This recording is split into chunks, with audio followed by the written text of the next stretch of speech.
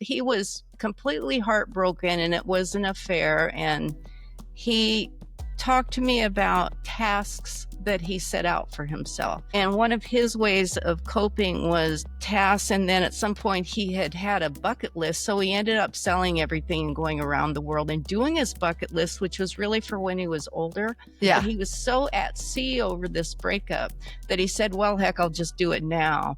But and I said, well, what did putting tasks before you? And he said, they're just little directions that made me do something and to step forward and take some action. And it didn't have to be a big action. And of course, they became increasingly bigger because he left all the comfort and went on this bucket list to run with the bulls or whatever he did.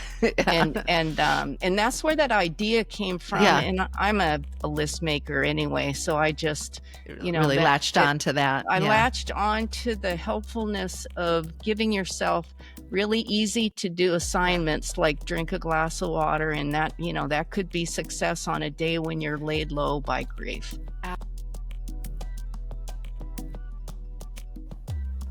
Hello, my grieving friends. It's your host, Lisa Keefauver here. Welcome back to another episode of Grief is a Sneaky Bitch podcast. Now, just in case you're new to the show, yes, this is a podcast all about grief. We explore the expansiveness and pervasiveness of grief in our lives. What I've learned over my 20 plus years now as a social worker and the more than a decade I've spent as a widow is that when we choose to lean in, hold space, bear witness for one another in the most difficult seasons in our lives, that's where healing and even belonging happens. Now, today, I'm happy to say for the first time in 6 seasons, I have a mother-daughter duo joining me.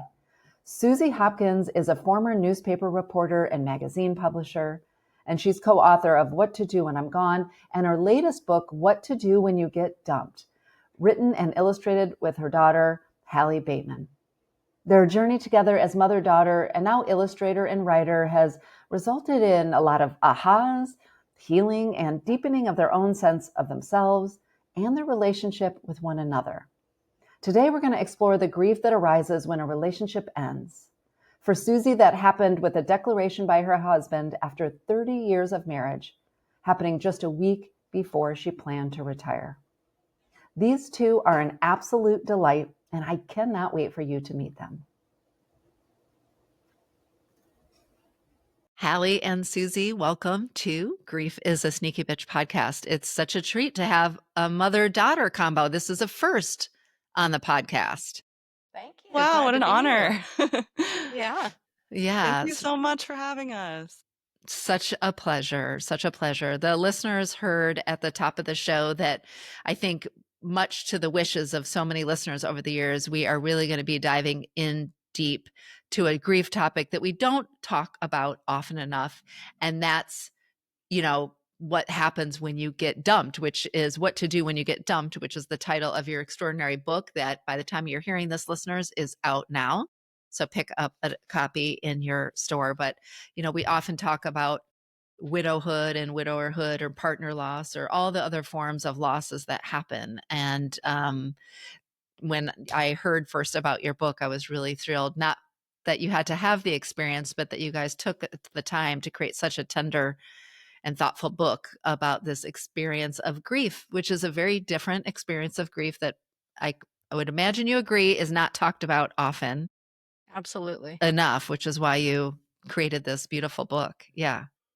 Listeners know, and hopefully as listeners to the show too, that part of my work as a grief activist and really trying to broaden our understanding of what grief is and isn't in the world is helping us all come to grips with the grief beliefs that we all hold. Because even if you've never mentioned the word grief in your life, you hold a set of grief beliefs. And for most of us, of course, it's influenced by the broader culture that we live in, which, let's face it, the current culture that we live in is not very grief literate.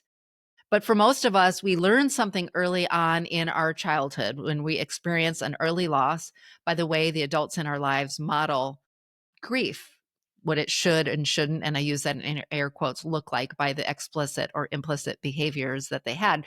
This is a particularly interesting question because I have a mother and a daughter here. But Suzy, I'd love to start with you first, just to think if you can help take us back to an early experience of loss in your young life, and just thinking now back, what do you think you learned about what grief should or shouldn't look like by the ways it could be your parents or just other adults in your life modeled their response to loss? Oh, this gets heavy very quickly. That's in, in our my life. listeners are prepared because we do it all on this show. Yeah. Good. Okay, here we Yeah. go. Well, my brother committed suicide when he was just before he turned 23, and oddly, he was in the military, and there was a report on it, and I'd forgotten the details because I was 16 at the time. But he had been dumped. His fiance dumped him, and in addition to that, he was ill prepared because we came out of a childhood where there was a great deal of abuse in the home. My mother was very significantly abused over a period of 30 years. And honestly, writing this book has really helped me see the through line of how people did not handle grief, which was that we buried grief.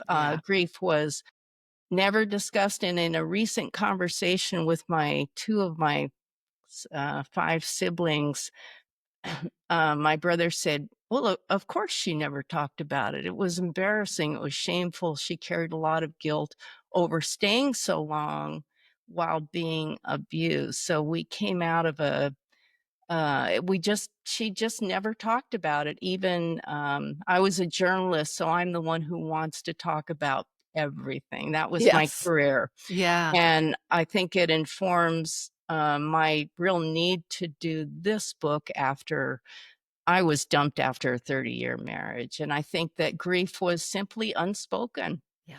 I'm and any hard 65 years old. topic, it sounds like, just we don't talk about hard things in general.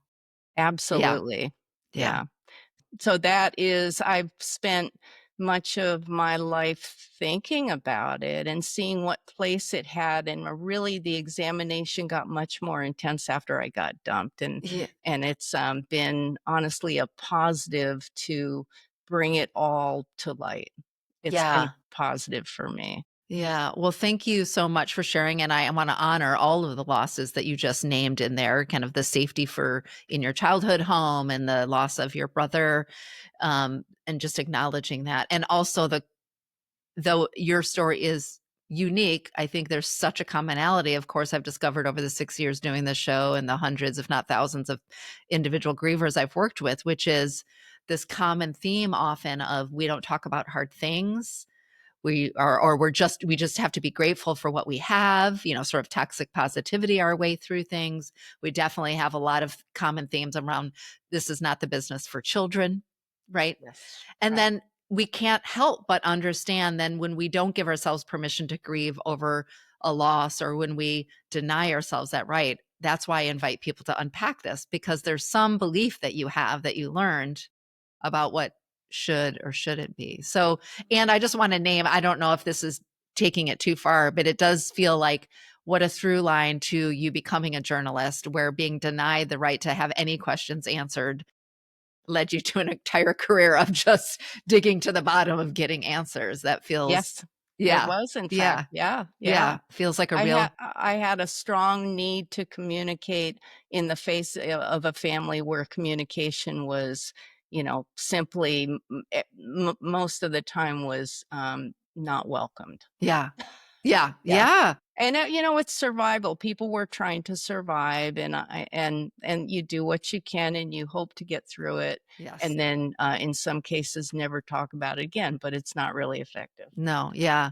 And to your point, your mother, your father grew up in a time and probably grew up in their own childhood that had that message too. So whenever I ask this question, and I'm coming to you, Hallie, which is funny, I've never asked this question in front of the parent. But whenever I ask this question in general, I taught loss and grief at the University of Texas at Austin for a while. So I was working with undergraduates, and when I would ask them this question as well. And as I reminded them and reminding you, this isn't an opportunity to like shame our parents or bash on them. It's just really about exposing, journalistically maybe, right, what it is we learned, often by the inactions or the things that went unsaid, so that we can make choices about what beliefs we want to carry forward and which ones we want to shed. It's not a, ooh, look at my parents, they're so bad, or any attempt to embarrass them. They were, as you said, doing the best they could with the resources they had. And in some cases, really feeling like it was a survival approach, which it sounds like maybe is the case for your mom. It was, in fact. Yeah. Yeah. She just didn't know what to do. And it was an era which people forget, when there wasn't a women's shelter that was, the phone number was readily available. You were in a small town out in the country where nobody knew what was happening. Yeah. And there was a code of silence because you were supposed to take care of matters within your own family. And if you stepped outside, it was bad form. Yes, exactly. Not to mention the logistical things. I don't want you to age yourself or your parents. Look, women couldn't have our own credit cards without the signature of our husband. We couldn't get a lease or a rent. So like even just the logistical practicalities, forget the sort of cultural norms about not bringing your inside business outside. There was just some real logistical circumstances that meant even that choice would have been felt impossible for so many. With 6 children. And with 6 okay, yes, with 6 children too, definitely, yeah. Yeah. So given that your mom, Hallie, kind of moved in that direction, can you think now about an early loss? It could be a death loss. I just want to remind you that I often have people sharing non-death losses, but and what do you think you saw or witnessed by the behaviors of the adults in your life? I really haven't experienced a like super significant, loss of a loved one. Have lost my grandparents that I wasn't that close with. So there was shades of it, but I wouldn't say like a world shaking grief. The thing, I think it's like impossible for me to answer the question without talking about our first book, which is called What to Do When I'm Gone. Because the first book originated really out of my anticipatory grief of losing my mom. We're really close. We, as a family, 2 journalist parents, my mom being so cycle breaking in being really willing and able to talk with us about anything, like at ever. And so death was not a shrouded subject. It was dinner table conversation. So I was in my early 20s and I had this sleepless night where I was just like laying awake, imagining my loved ones dying, as you do, I guess. A little existential crisis for your 20s. Yeah, I gotcha. Just some little videos for your brain. And so I played out my mom's death, and I sort of had this, for some reason, it was the first time that I really understood, like, oh, it won't be just like a phone call and then that's the thing. Like, it'll be my life goes on and I won't have this person in it who is my foundation. Like, I'm very close with my dad, but my mom, I think, wove into my brothers and I a real, like, she's kind of like the emotional fabric of like the family conversations and the being able to talk about things. So I felt safe to basically immediately go to her and be like, Mom, will you write me a book on what to do starting the moment you die, so that I have a little instruction manual, basically. So our first book is that, and it's if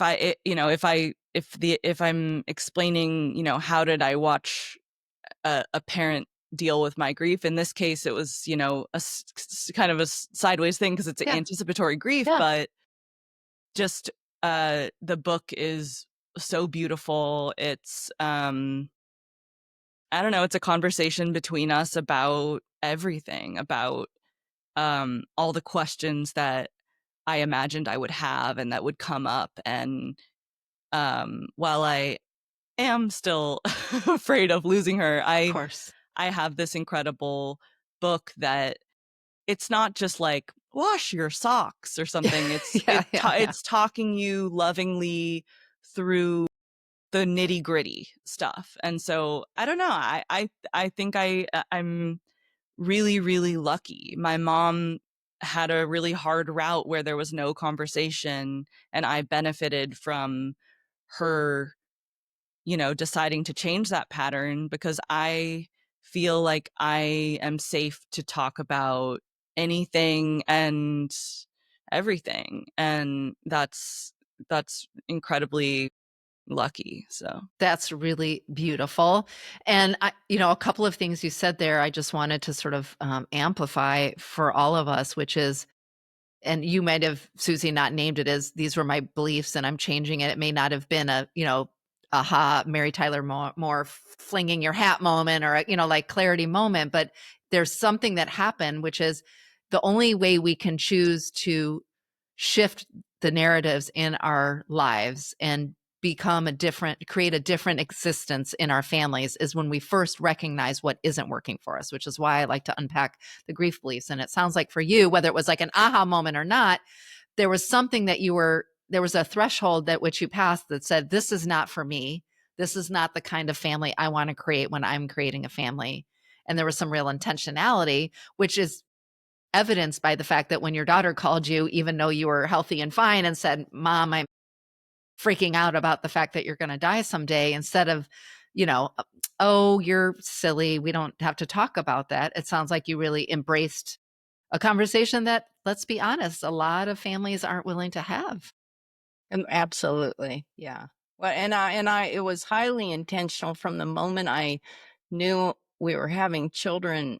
I said, they'll never know the fear that I knew. It was everything in me said, it was the guidebook was the opposite of what happened in my childhood home. That was the guidebook. So, I was fortunate to be able to see it. And in the course of my career, I interviewed an awful lot of people who I saw that grief had been submerged. And, I'd interview I could make a 90-year-old cry just by asking about their mother because of issues that were unresolved in the family. And I thought, wow, you don't want to get to 90 and be bearing that weight. Yeah. And so I think the journalism hand in hand with having kids was informative to me. That's so powerful. And yes, such a reminder to all of us, whether, if you're processing your own grief right now, because that's why you're listening, or you're a grief supporter, to be thinking about there's the legacy of working with our own grief. I was just having a different but similar conversation with somebody else, which was the gift of healing attending to our own grief, and healing our own grief isn't just a gift to ourselves. It's actually what's required of us in order to show up for somebody else's grief. And to your point, not to be carrying it with such a heavy weight, which is going to be clouding your ability to be present to something joyful, which is when you're 90 and the first time you're kind of cracking open, about a loss. That's really important to know. Yeah. Yeah. And like you get to then you coming to grips with what you experienced in your own suffering in your own childhood, it sounds like then meant that when your daughter brought this theoretical existential, but will happen because, as I like to say, 100% of us have this in common, we're all going to die. Fun party opening line. It didn't cause a friction for you. It actually made you guys lean in closer to one another. Yeah. Right. And in the wake of that first book, which we wrote, of course, before I got dumped, the dumping happened just as which we're going to dive in. Okay. Yeah. The first book came out just as I had gotten dumped. And we heard from so many, many people that talked about the difficult, their strong desire, particularly young people, to have those conversations with their parents, and their parents' unwillingness because, for the same reason that people don't seek hospice care early enough. Right. They don't want to acknowledge that death is coming. Yes. And people really have an aversion to it when, what I've come to feel is that it opens the door to so much more awareness and a larger capacity to say time is short. Let's Yeah. find the joy where we can find it by acknowledging loss and also mortality, which those are hard. They're hard. It's hard to talk about, hard things. Yeah, absolutely. Absolutely. But my favorite topic. So you're in the right company Honestly, today. us too. Yeah, exactly. Two books on grief. Oh, yeah, exactly. I mean, this is sort of my life's work, and all my best friends are the people who love to talk about all things death and dying and grief and loss. So, and I just want to go put out there, and I already sense this from just getting to know the two of you in these few minutes we've spent together, is actually some of the most vibrant, alive, happiest, most compassionate, joyful people I know are the same people whose favorite topics are grief and loss and death, because nothing makes you appreciate the sweetness of life than being confronted with your mortality or the mortality of the people that you love. Yeah. I'm I love preaching to the that. choir here, I know, No, but I agree. And I, as you were talking, I was thinking about our process of working on the book, both of these books, of collaborating together and talking about these really, challenging subjects. And particularly this book, the new one, What to Do When You Get Dumped, is like, this wasn't about anticipatory grief. This wasn't about when this happens. yeah, This was it something happened. really, really painful. And I feel like, Mom, you and I are so much like have like an even richer relationship for having gone through it. And I'm sure you know this, Lisa, like the laughter, like the hard-earned laughter when you're in the muck and Yes. when you're able And to the like dark make a joke. humor And and yeah, the book yeah. is very funny, and Oh, finding all yeah. these ways to, all these angles of humor in there. Like there's a lot of like weird joy to be found in Yes. all that darkness. Yeah. Yeah. Well, speaking of it, I do want to dive into the book and just get inside your heads a little bit about how you thought both about the illustrations, which I love, Hallie, and also just how you would sort of section it, which I love that you started, it's sort of in three parts. And the first part is the end, which, I mean, you got to love a book that starts with the end. And folks who are listening, I'm going to drop the link in the show notes for today's episode so you can figure out how to get a copy wherever you live. But I think it's important to say, obviously, this was not a theoretical book that, as you were just alluding to, that you wrote, Suzy. You found yourself after being married for 30 years, found yourself being dumped. Do you want to tell a little bit about the story and really like how did it go from that to well, I think we need to turn this into a book. Sometimes we see losses coming, and sometimes we don't. When we come back, Suzy explains the stunning announcement she received from her husband of more than 30 years, just a week shy of her retirement. Though the news was devastating, Suzy explains the reason she decided to turn her pain and path to healing into her latest book with her daughter, Hallie, What to Do When You Get Dumped. You're listening to Grief is a Sneaky Bitch podcast. I'm your host, Lisa Keefauver.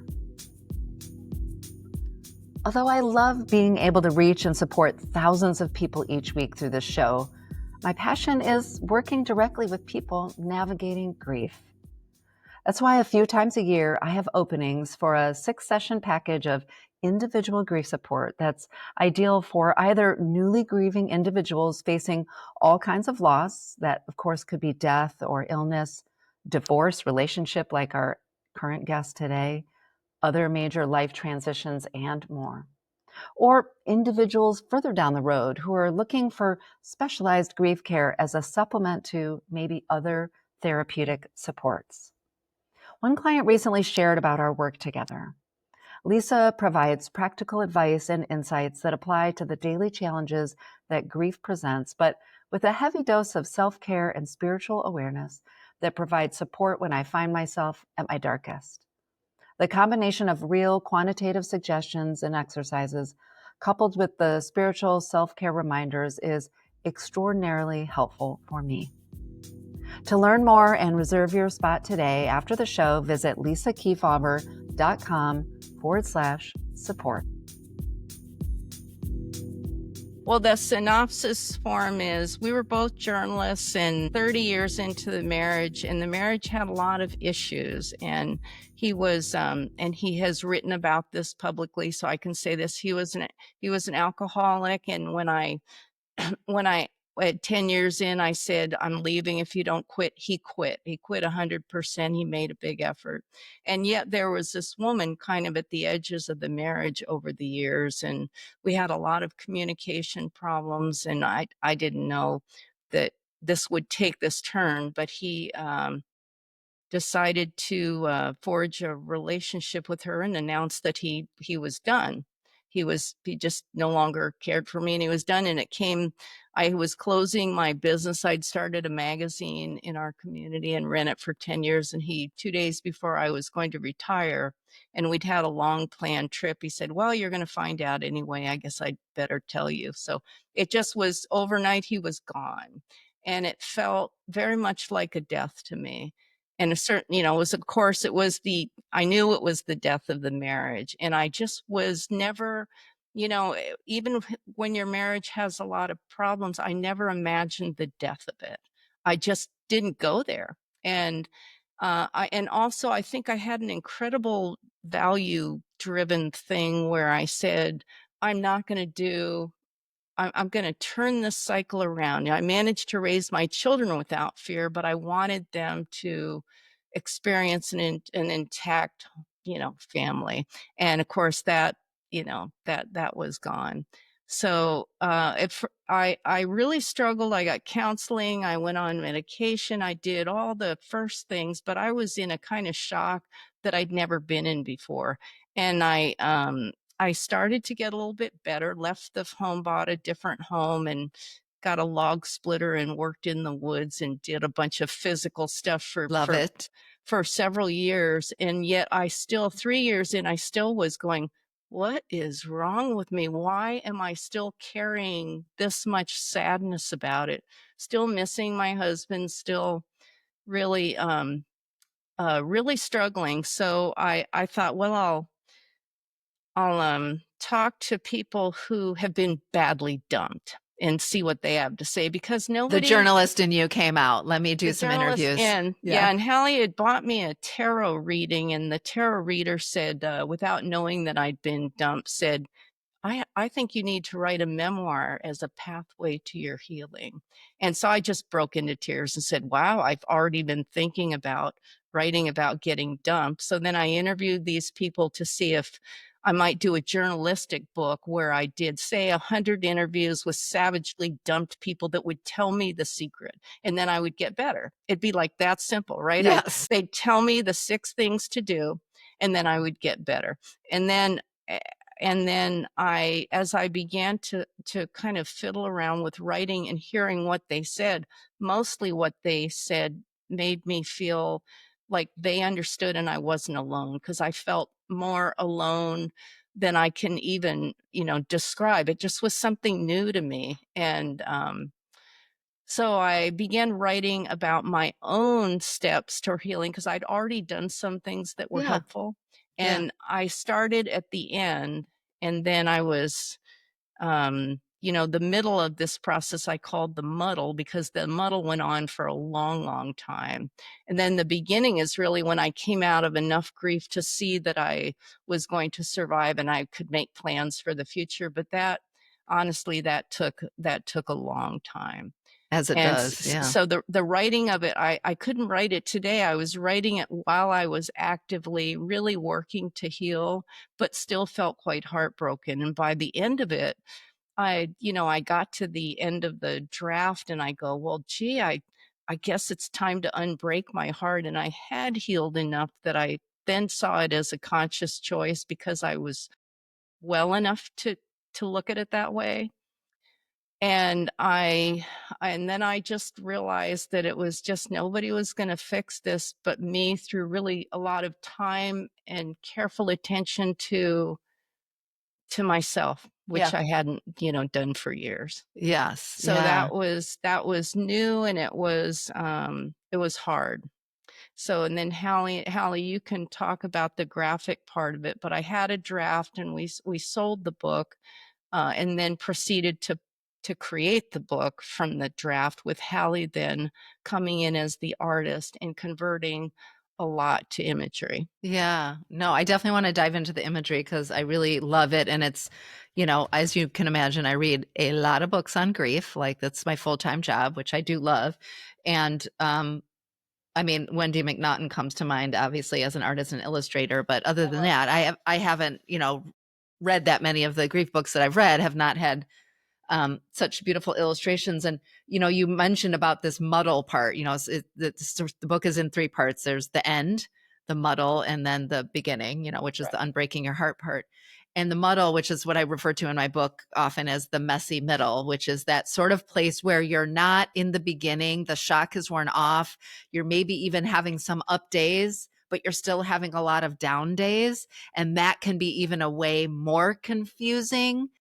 I don't know if that's your experience, and disorienting than the shock down days, because it's a little bit more of a roller coaster, and you're like, well, what's working? How come yesterday was like an okay day and today doesn't feel like an okay day? And which little, rituals did I do? And okay, tell me a little bit about your muddle time and what you experienced about Well, that I mean, time. I think the reality is that you get better to a point, but then something triggers.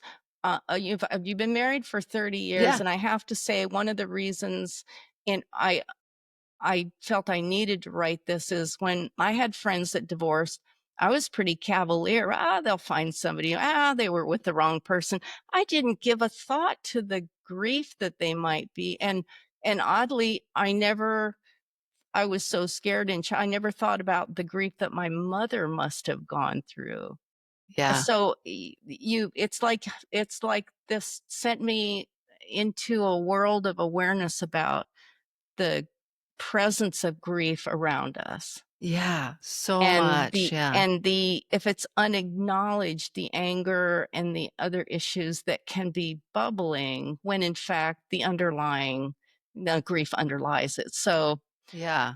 Well, hence and being dumped, I conversation. think, can be and divorce in general, being dumped, there's so many forms, but it's one of the many forms of disenfranchised grief. To your point, even you yourself sort of was like, they'll move on, or they'll find somebody new. And I think part of when we suffer is when we ourselves don't give ourselves permission to grieve, and or culture sort of doesn't give us permission to grieve. Especially when I think about, this was not a choice for you, but I think about this even when we can grieve things even we choose to leave. I don't know if that was the circumstance in the end with your mom, or what her experience was, but I think often about that place, and not just grieving what was, but grieving all the things that you thought were to come, that dissolve the plans and that the hopes. dissolve all in an instant. And for you, Yeah. it really was an instant. You really didn't see this coming. So it was a sort of shock. What can you tell us a little bit about the middle part? And I promise to get to some of these amazing illustrations. I'm looking in the middle. One of the, you had this theme throughout, but you talked about it as a process that we might undertake in the messy middle, or in the muddle, as you call it. And it really struck a chord for me because I trained as a narrative therapist. So narrative reframing as a, kind of the bread and butter of how I think about my own healing, but also how I show up for support. And if you're watching on YouTube, you can check this out, or maybe I'll make this a little clip on the socials. But I love this distinguishing the thoughts from the reality, bubble there, which is sort of what you were doing in the middle. Some examples you say is, why stole X from me, which is being the other woman. And the reality is X went willingly. Or I think a lot of people who've been through betrayal in some form. I know Steph Sarazin talked about that when she was on my show, talking about her book Soul Broken. The thought is, I'm an idiot. And the reality is, you trusted X, and trust is not, the same as idiocy. How do you think you came to the sort of narrative reframings, and what did you notice, how it shaped your experience of still grieving, but maybe being in a different place? Oh my gosh, I had so many conversations with people, and the trust versus idiocy was my eldest son. who's 36, my sons and daughter were, talked with me a lot, and they saw that it was difficult, and of course it was difficult on them. But one day I said to my son, and I was a couple years in, and I said, I still feel like such an idiot for trusting him. And he said, trust is different than, then it is. Yeah. And so people would say things that would either just irritate the heck out of me, and I'd go, oh, that I'll remember that one. Or they like I saw someone in the store who said, X is the word for the ex-husband. X tells me you're doing great. And this was about a month after he suddenly left me. And you're like, what does X know about me? Yeah. What? Right. Because he disappeared. He's not a witness to what he left behind. Yeah.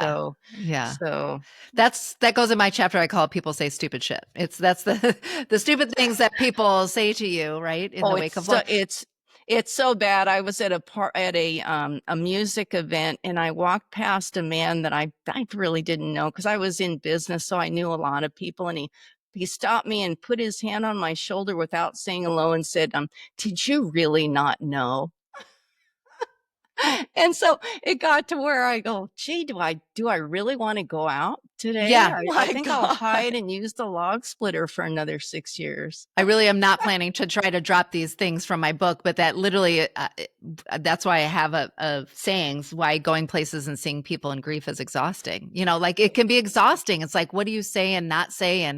And you're, part of your grieving a 30-year relationship and showing up in the world is just as we do when we have a significant person in our life who dies, is like, you are really, the manuscript of your life has been torn to shreds, and you're really coming forward with an evolving new identity. And so to walk in the world with this sort of partial, shredded, muddled in the middle identity is exhausting. What do you put forward, and who are you, and how do you make sense of it? Yeah. In this case, that person is still around and telling their own stories. Talking, or whatever. Which is like, my jaw dropped when you told me what that guy said. That's so wild. Yeah. I don't know if I heard that one. It's crazy. It's crazy. Yeah. It's as you can imagine, over the 6 years, I've heard some doozies on the show from things that people said. And literally, as I was taking my 44-year-old husband off life support, one of his friends said to me, don't worry, he'll be in a better place soon. Oh. And then the next day, somebody said, don't worry, you're young, you'll find love again. I was 40. And you just think, but again, this goes back to sort of where we started at the beginning, is people are so afraid of facing the truth of our collective universal mortality, again, 100% statistic, and whatever losses that they faced. And so we are the walking, I've definitely talked about this with my friends and guests who have lost children who have died. We are the walking embodiment of their worst fear, because they haven't faced the truth that these things happen. And so I'm not defending them, but I think that's where these things come from, because they're really about trying to appease their own deep-seated fears about, how could you not know? Like, you must have known, because otherwise the risk of being alive and walking in the world to the rest of us feels too much to bear, because maybe we don't know. Does that seem? Yeah. Absolutely. Yeah. I mean, I used to watch other people's marriages fall and just go, wow, I hope we're still standing. And wow, look at us. We haven't gone. And yeah. So. And then the universe is like, well, and Hallie, I want to talk, there's, as you can see, again, if you're looking, I've got so many sticky noted pages on here, both for the beautiful illustrations, the humor, but also the profound, like, little nuggets of wisdom. But besides just working with your mom, which that's its whole, like, I'm sure we could, other podcasts have a whole conversation about working with family members. I just want to acknowledge, this thing happened to your mom, but this thing also happened to you. Even though you're an adult child, as it were, this was its own grief and loss and this own dissolution in your own world. So before we sort of talk about the intersections of you working with your mom, how do you think about that time in your own journey navigating grief in the wake of their, the dissolution of their marriage? Thank you. Yeah, it is a strange, I don't know, position to be in. I'm still very close with my dad, and I love him, and my brothers and I are always just kind of like, he's a really nice guy who's not good at being married, and just kind of frame it that way. But when the divorce happened, it was a huge shock to all of us, to my brothers and I as well, and felt really out of the blue and surprising, and had the effect of recasting the future and the past. And I think that in some ways, like, growing up, we'd be like, oh, maybe we'll one day find a love like them. And, the ways that that's your example of a relationship. And, as I grew up, I like learned more, but, it was completely shocking and devastating, and, was, I think, a different, but, also long road, to our family, like, rearranging into new pieces. And when my mom began to work on the book in earnest and was working on her own draft, before we started looking at it together, I was so excited that she had the idea and that she wanted to work with me on it.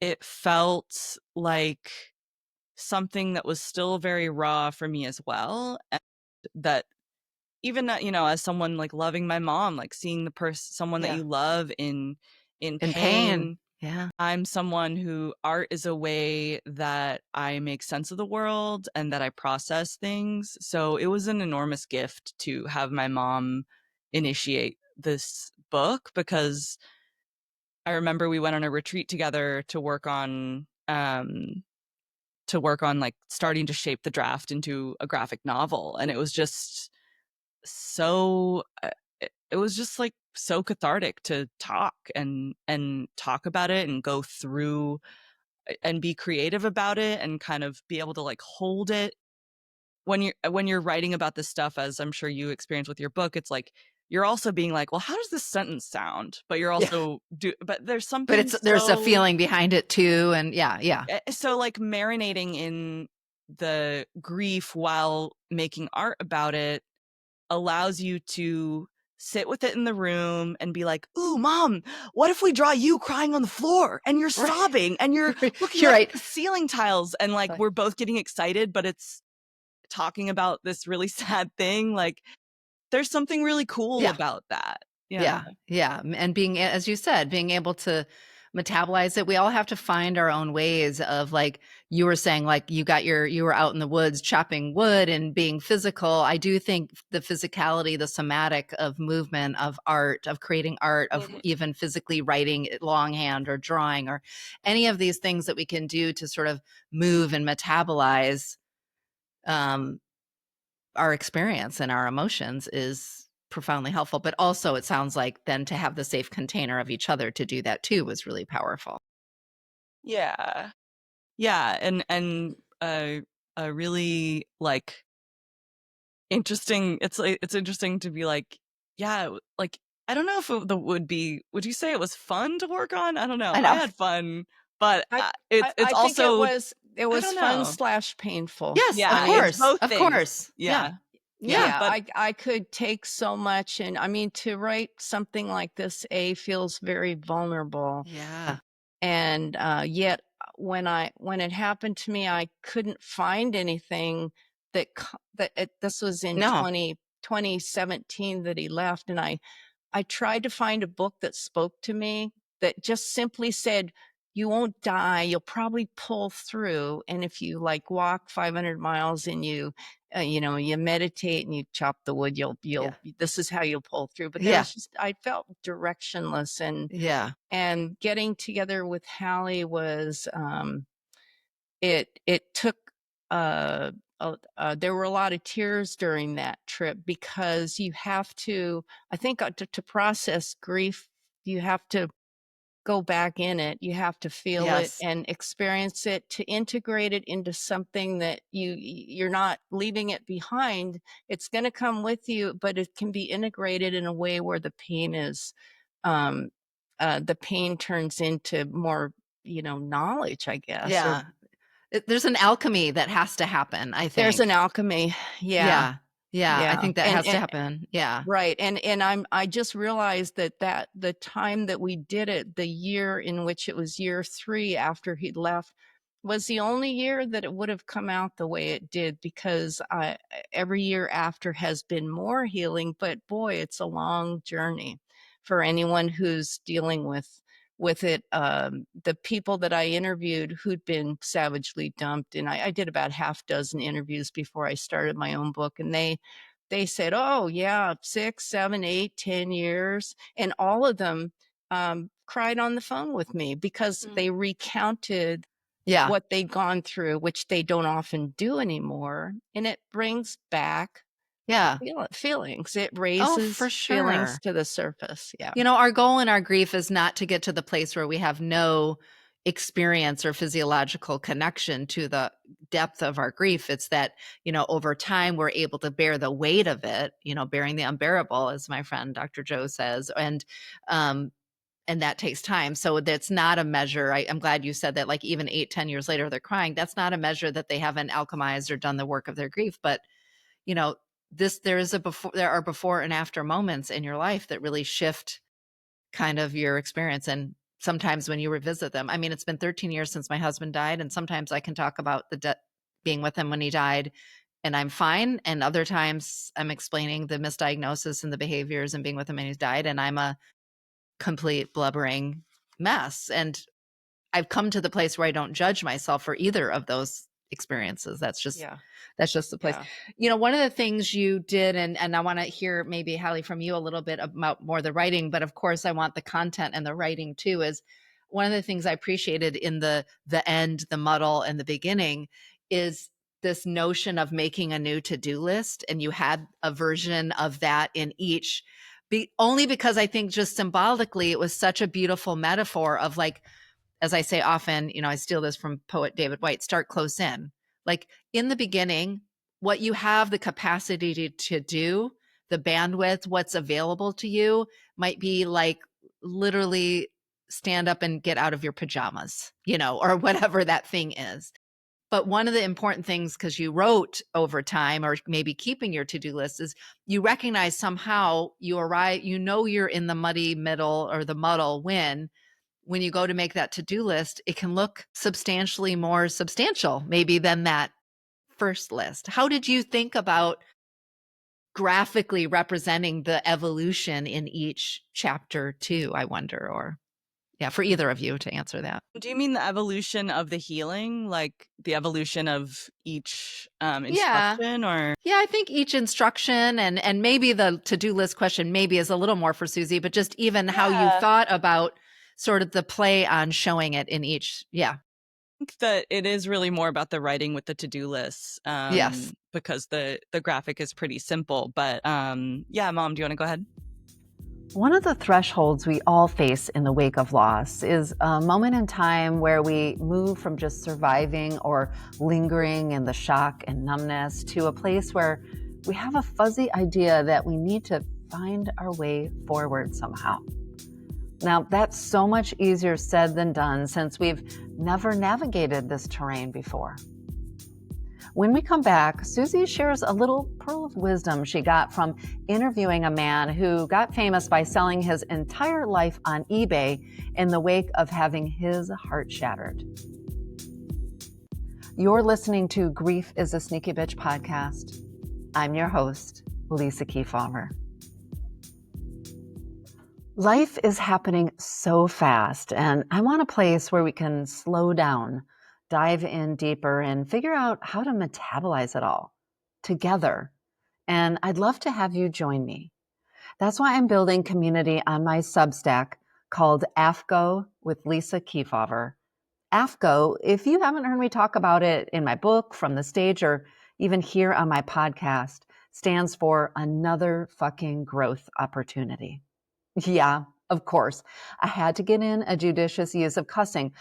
Rest assured, my friends, like I do in all my work, I show up authentically and offer thoughtful, meaningful, and practical guidance on how to center aliveness in a world full of loss. And also, I just let you inside my own life too. I look forward to your comments, our chats, creating special audio and video content for you there, and so much more. And don't worry, if you like things delivered to your inbox without having to search the web for it, I've got you covered. AFCO with Lisa Keefauver will be delivered directly to you. You can head to Substack and sign up at afgowithlisakeefauver.substack.com, or just head to my website, lisakeefauver.com, and sign up there.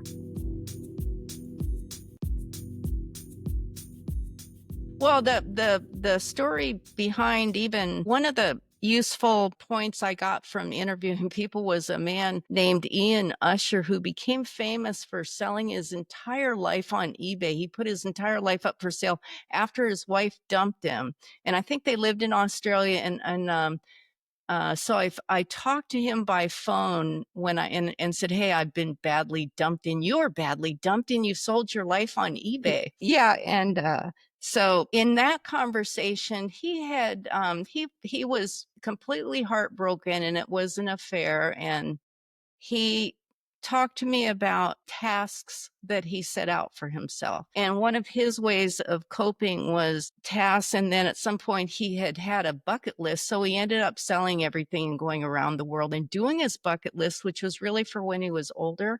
But he was so at sea over this breakup that he said, well, heck, I'll just do it now. But and I said, well, what did putting tasks before you? And he said, they're just little directions that made me do something and to step forward and take some action. And it didn't have to be a big action. And of course they became increasingly bigger because he left all the comfort and went on this bucket list to run with the bulls or whatever he did. And that's where that idea came from. And I'm a list maker anyway, so I just really latched on to that. I latched on to the helpfulness of giving yourself really easy to do assignments like drink a glass of water, and that that could be success on a day when you're laid low by grief.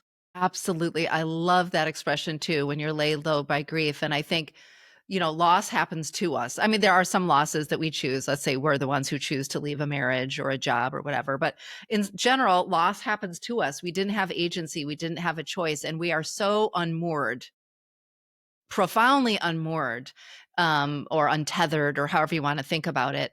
And so I often say that sort of start close in or have your task is just there's something that grounds you or makes you feel like you might stand a chance if you can set yourself towards something and accomplish it, as you said, even if it's so little, because it's like you're reclaiming just a little bit of your own agency in this moment.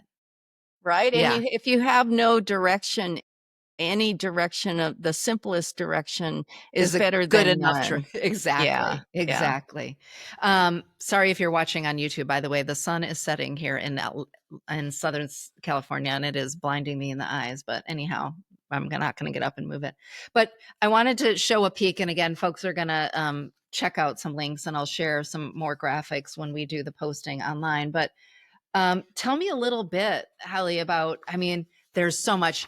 There's, as you said, clearly there's so much humor, in the way you depicted the experiences that your mom was going through, just the visualization of the words. I mean, this one, when you were talking about the temporariness of emotions, and to trust that like sorrow and joy move on. It's on, I don't know, I have an advanced reader copy of your book, but 68, 69, and just the shore and the ocean. Tell me a little bit about the sort of, because for readers of a graphic novel, of course, the graphics, the illustration have to, in a way, stand on their own. I would imagine the words, of course, matter, but this page in particular, there were so many, but just really evoked what it feels like to sort of stand on the shore of your loss and to be present to your emotions. So whether it's that particular illustration or others, just telling me a little how you came to. Yeah.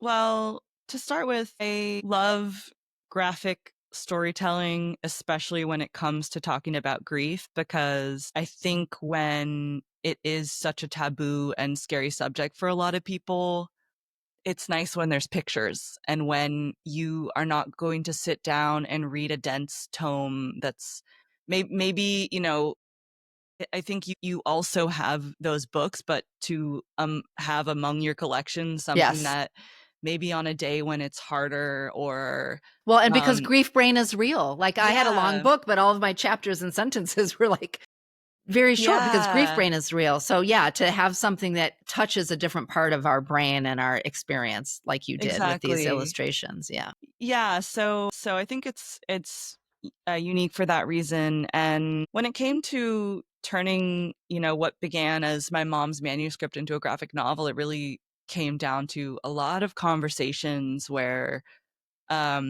we would figure out what is said with the image and what is said with the text. And, you know, I've illustrated books where I've never met the author, where I'm just working with the material. But with my mom and I, it's this combination that means that, I don't know, to me, it's the language that I speak and the language that I most love is words and images together, and being able to, you know, read this one. Like there's a page on page 60 where it says, you know, to stand in the sun, and to read those words but also kind of feel it and be able to see it on the page and be immersed in that feeling. Well, helps the reader feel seen in a different way than the words do. Like Suzy, your words definitely helped. I mean, I think they're even only having experienced a death loss. I mean, not the significance of being dumped in the way that you have. There were so many, your words touched us, but there were so many illustrations, Hallie, to your point, where you could, and we want to be seen. That's our whole goal in life. We want our own experience to matter and to make meaning and to know, to your aloneness explanation earlier, Suzy, that we're not the only ones who have ever felt this way. It's why we seek music and creativity. I think of that great talk that Ethan Hawke gave about the value of art in the face of loss. You have another one of those on page 72 on the Nourish Yourself. Again, the sunshine is just, I'm grateful for the sunshine, but it's really peering in and interfering here. But just sort of the messy kitchen and just starting somewhere. Yeah, to make those choices that your illustration help the reader who might be walking some similar path go, oh, that's me too. Yeah. And I love that, you know, when drawing a book like this, we are able to craft the words and, you know, shape the tone. And then there's all this like warmth and human imperfection that comes in with the images that I really enjoy creating. And then like the humor, and there's so much humor sprinkled out through this book. I loved it. I think one of our favorite spreads is the type of man you'll encounter on a dating app. And Suzy, let me tell you, been there, done that too. We should talk offline. Yes, that is an amazing page. Oh, we laughed over that. I could have had more categories based on my, yeah. Mm-hmm, yes. I mean, in case you want to tell some of the categories, I'm not to flip to that page yet, but in case you're somebody who's either through a death loss or being dumped has had to get back out in the dating world, I thought you captured with humor and frightening accuracy the categories of, Hallie, do you want to say what those are? Yeah. Well, so this is a selection based very directly on swiping on my mom's different dating apps. And so my mom and I worked together to kind of distill it down. So the categories, you did a pretty good job. This is pretty much, I'll just read one of them. Yeah, I guess I'll read Man in Control because that one feels like it happens at all ages. World's easiest date. Check your autonomy at the door, babe. This hunk makes all the decisions. You'll be having steak. He's planning your first 3 dates and has already picked out your wardrobe and safe word, too. Explains in his profile that he's used to getting what he wants, even though he's clearly having trouble getting a date. I mean, and there's the guy holding a fish. Exactly. You've got the avid angler, the fitness fan, the negative guy. There's a lot of those online. Weapon lover, the exhibitionist. Yeah. The man in control. Yeah. So that's what I'm saying. I loved the use of both with your illustrations and with your words, humor, not to, make light of the gravity, but also because this life is absurd, and it's all sort of absurd and novel and new, and especially when you're sort of, a profound loss like this, you're really walking into uncharted territory. That's not even just about dating or not, but you're really walking into uncharted territory. And how can the world not serve you absurd sometimes? And if you don't laugh at it, you'll cry. And frankly, I've done both when it's come to dating. I'm sure you have too. One of the absurd ones that I really like is, I forget which page it's on, but one instruction is to smash an object that is remaining from the relationship. And my mom smashed a litter box, and it was really With fun a to draw that. I saw that picture. Really is amazing. happened. I have a lot of anger. I mean, I think that this is like not a book that's like meditate and go to the mountains. It's like smash a litter box with a sledgehammer. Although you did have some, reflective activities, but again, it was the realness of it. And also just, though you didn't have to say it explicitly, Suzy, and I think the illustrations add to it, is you gave us some window into what you did, and there are some helpful suggestions to us as the reader, but it also implicitly just showed us, like, you're going to have to just find and discover your ways that work for you. Yes. So even though you did this thing as a service because you were kind of creating the book that you wished you would have had, in a way, what I appreciated about it was while it was helpful and informative and instructive, it still didn't come down to, so first you do this and then you do this, and this is how it will neatly go. And you sprinkled in the sort of thoughtfulness and the humor. I mean, I loved your find a song, like draw a album cover and take that song that was your song and smash it away, smash the album, and then and you gave some suggestions of some fun new songs, including Carly Simon's You're So Vain, or Thank You Next, and Ariana Grande's Thank You Next. Yeah. Yeah. And everything you're doing when you're trying to move forward in a direction you can't quite figure out by doing steps you have no idea what to do is in the face of people saying, well, how long is this going to take? Aren't you over it? Yes. And just the idea that you, I mean, we have very early on, I wrote, I guess myself, a code that said you have the right to basically take the time as long as you to need. heal. And that is not what the world is equipped for. Yeah, no, absolutely. So important. Yeah, it's at the front of the book, the dumpy Bill of Rights. And the 3 bullets you have is you have the right to express yourself fully and honestly. You have the right to say no to whomever or whatever does not help you move forward. And you have the right to grieve and heal in a way that works for you and you alone for as long as it takes. And I think that permission giving is so profound. And I'd be curious to ask you, because I think even though we know that intellectually, like I was a clinical director at the time that my husband's passing. So as a social worker, I should know things. And I could rattle things off. And I would definitely be pissed when people would ask me, like, aren't you moving on yet? And stop talking about him or whatever. But there was still a part of me that had applied those old rules to myself. Like, how come I haven't? Why am I still here? Did you have to really work at some of that? My goodness, only by writing the book was I able to give myself permission, because the Bill of Rights came not right away. And finally I said, I'm just going to have to, because I was the hardest of anyone on myself. Yeah. I just said, I went to counseling. I did a year of counseling with a very patient person who finally said, well, I think, I had maybe gotten what I could, and I ended it and said, thank you. But boy, I felt very far from healed. And so the act of writing moved me into asking myself questions and understanding that nobody else was going to give me permission to be less type A than I've always been. Yeah.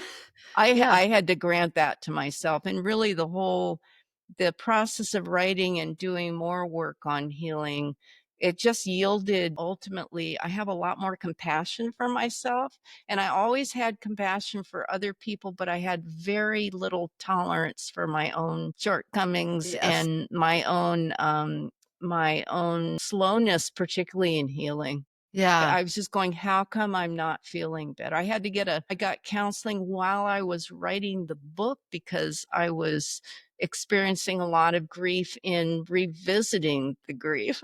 So it does. It was helpful, but my giving myself permission came fairly late Yeah.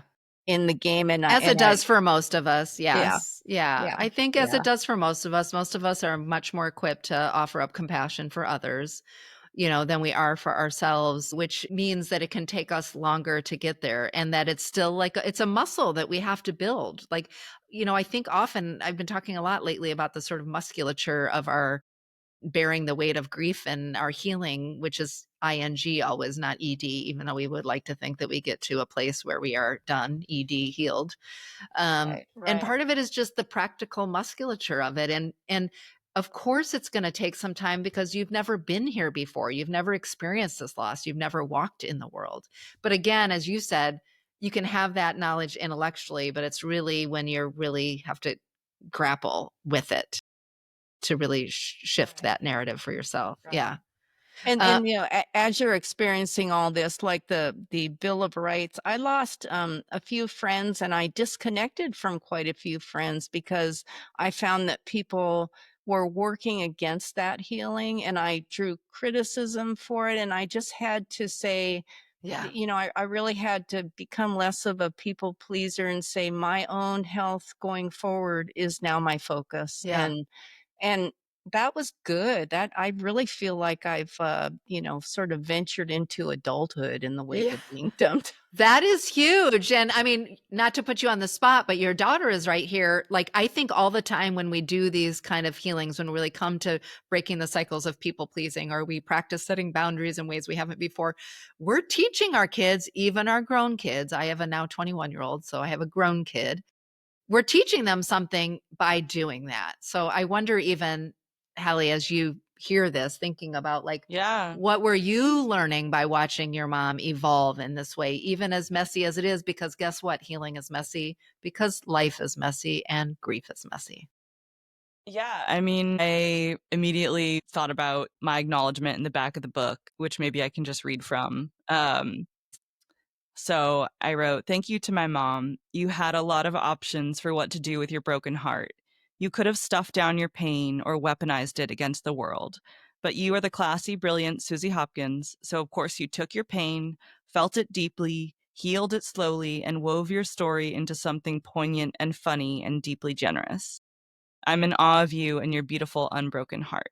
Yeah, I mean, Some mom pride over there. The mom's feeling, yeah. yeah, My yeah, goodness, my heart. Yeah. To have my parents split after 30 years and have the family, really fundamentally changed. And there was so much grief of, my dad wasn't the same person that I thought he was, and yes, yeah, was handling this really poorly. And it was there was just like, it was devastating. And then seeing, my mom, the most broken I've ever seen her. And I have this really powerful example of, watching my mom go through one of the worst things that's ever happened to her and really like face it full on and like love herself through it. And, as someone who has and will go through very hard things, that's a really powerful example to have. And I'm so grateful for it and feel like, yeah, it's been a really amazing thing to witness. yeah. May I say that Hallie was pregnant with twins through the entire last year. This was painted with twins. The painted with Wow. twins. She gave Yeah. birth about an hour after she finished the last artwork. That's incredible. Well, it makes the artwork even more special. And listeners, I can't wait till you pick up a copy of this incredible graphic novel, What to Do When You Get Dumped, A Guide to Unbreaking Your Heart, by Suzy Hopkins and Hallie Bateman. Thank you both so much for joining me today on Grief is a Sneaky Bitch. It's just been such a pleasure getting to know you and to hearing your story. And I know our listeners are taking away so much valuable information. Yeah. Thank you for Lisa. having us. It was an This has honor. been Appreciate such a it. great conversation. Yeah. Thank you both so much. As I mentioned at the top of the show, this was the first time I had a mother and daughter on together on this show in 6 seasons, and it was a special thing to experience for sure. Thanks to Suzy and Hallie for using their hearts and talents to create these graphic books that help us feel seen in our heartbreak.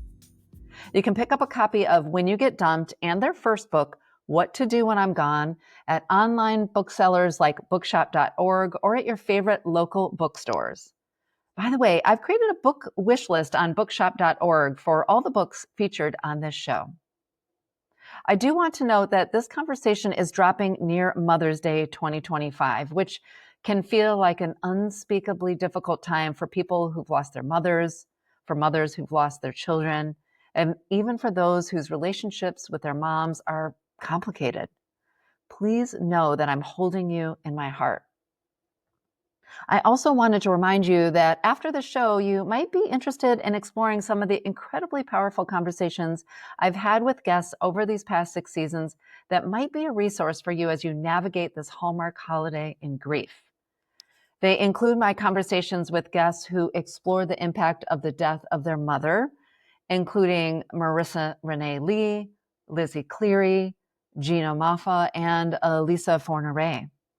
I've also had the true honor and privilege of exploring the experience of the death of a child with mothers like Myra Sack, Cecily Saraski, JJ Duncan, and Nikki Mark. Thank you again for listening to this conversation today. Did you love it? Did you learn something new? If so, I'd love your help ensuring the show gets out to other grievers who need it too. So you can do that again by leaving a 5-star rating and taking the time to write a review on Apple Podcasts or wherever you're listening to or watching this episode. I can't sign off without thanking Giles Smith of Alafia Sounds for the music for the show. Okay, my grieving friends, remember that yes, grief is a sneaky bitch, but don't worry, I've got your back. Until next time, I see you, I hear you, and I'm holding you in my heart.